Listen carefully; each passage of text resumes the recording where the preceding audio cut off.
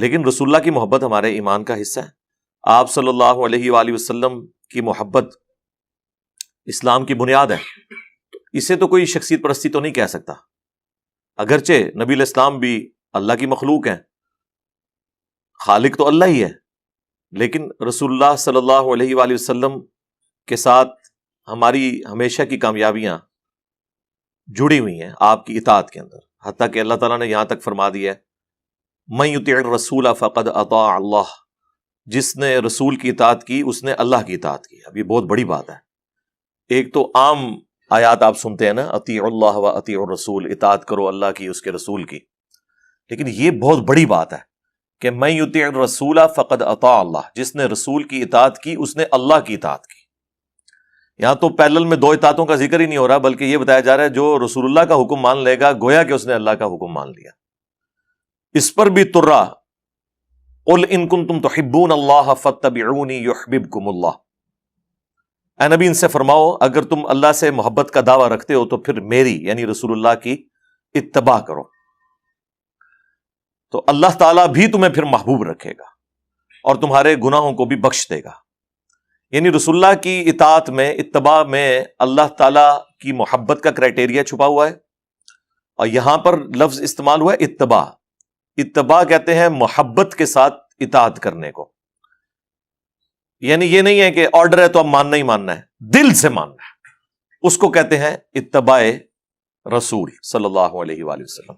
اطاعت تو کسی کی بھی ہو سکتی ہے، ڈنڈے کے زور پہ بھی آپ کی کوئی اطاعت آپ سے کروا سکتا ہے، لیکن اتباع یعنی اندر سے، جسے ہم اپنی پنجابی زبان میں کہتے ہیں ٹڈوں، اندروں، وہ محبت کے جذبے کے بغیر نہیں ہو سکتی. تو نبی علیہ السلام کے کیس میں اس طرح کی اطاعت اللہ تعالیٰ کو مطلوب ہے. حتیٰ کہ سورۃ النساء میں اللہ تعالیٰ نے یہاں تک فرما دیا کہ یہ اس وقت تک مؤمن ہی نہیں ہو سکتے جب تک کہ آپ کو اپنے ہر فیصلے میں حاکم نہ مان لیں اور پھر دل سے اس فیصلے کو تسلیم کر لیں، اپنے دل میں بھی اس کے بارے میں کوئی تنگی محسوس نہ کریں. یہ نہیں ہے کہ اوپر اوپر سے مان لیے کہ ٹھیک ہے اب حکم ہے، اندر بھی اگر کوئی خرابی آ گئی نا اس حوالے سے تو ایمان فارغ. بہت بڑی چیز ہے. بخاری مسلم دونوں میں حدیث ہے کہ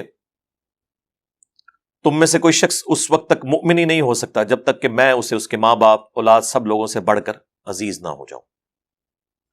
ایک اور حدیث ہے اسی کو سپورٹیو صحیح بخاری کے اندر، سیدنا عمر فاروق رضی اللہ تعالیٰ عنہ نبی علیہ السلام کے ساتھ چہل قدمی کر رہے تھے.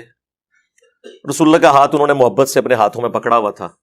بس اس دوران انہوں نے اظہار محبت کرتے ہوئے کہہ دیا یا رسول اللہ آپ مجھے اس پوری دنیا میں سب سے بڑھ کر محبوب ہیں سوائے میری اپنی جان کے. اور سچ بولا، انسان کو اپنی جان سے آگے تو کوئی چیز نہیں ہوتی، لیکن یہ بھی بہت بڑا دعویٰ تھا کہ آپ مجھے میرے بیوی بچوں ماں باپ سب سے بڑھ کر محبوب ہیں سوائے اپنی جان کے. تو نبی علیہ السلام نے فرمایا نہیں بلکہ اپنی جان سے بھی بڑھ کر. تو ان کا یا رسول اللہ اب سے آپ مجھے میری اپنی جان سے بھی بڑھ کر محبوب ہیں. تو آپ نے فرمایا ہاں اب تیرا ایمان مکمل ہوا، کہ یعنی جب تک میں تمہاری جان سے بھی بڑھ کر تمہیں محبوب نہ ہو جاؤں. اب یہ ساری باتیں بظاہر تو بڑی جذباتی لگتی ہیں لوگوں کو، اور جو لوگ احادیث کے ساتھ اتنا شغف نہیں رکھتے وہ اس کے بارے میں دل میں قلق بھی محسوس کرتے ہیں کہ ایک ایسی شخصیت جو مخلوق ہے، کیا اس کے ساتھ اس طرح کا محبت کا رشتہ اسٹیبلش کرنا یہ توحید کے منافی تو نہیں ہے؟ تو بالکل نہیں ہے. قرآن میں بھی اللہ تعالیٰ نے فرمایا النبی اولا بالمؤمنین من انفسہم وازواجہ امہاتہم، نبی مومنین کی جانوں پر ان سے بڑھ کر حق رکھتے ہیں، اور نبی کی بیویاں امت کی مائیں ہیں. یعنی ہماری جان سے بھی بڑھ کر ہم پر حق ہے اللہ کے نبی کا. یہ تو قرآن کی آیت ہے، یہ حدیثیں نہ بھی ہوں بخاری مسلم کی، یہ تو قرآن میں موجود ہے. پھر سورہ التوبہ کے اندر جس شان سے اللہ تعالیٰ نے نبی صلی اللہ علیہ وآلہ وسلم کی محبت کے حوالے سے ڈسکشن کی ہے، قل ان کان آباؤکم و ابناؤکم، اے نبی تم ان سے فرما دو کہ اگر تمہارے آباء و اجداد، تمہارے ماں باپ، تمہاری اولاد، تمہارے بہن بھائی، باقی رشتے، اور وہ مال جو تم نے بڑی محنت سے کمایا ہے، اور وہ تجارت جس کے ماند پڑنے کا ہر وقت تمہیں اندیشہ لگا رہتا ہے. ساری دنیا کی جتنی چیزیں ہیں وہ گنوا کے اللہ تعالیٰ نے فرمایا کہ اگر یہ ساری چیزیں تمہیں اللہ اور اس کے رسول اور اللہ کی راہ میں جہاد کرنے سے، جہاد قتال کی شکل میں بھی ہے اور شریعت کی پابندی کی شکل میں بھی، کیونکہ جہاد کہتے ہیں کوشش کرنے کو،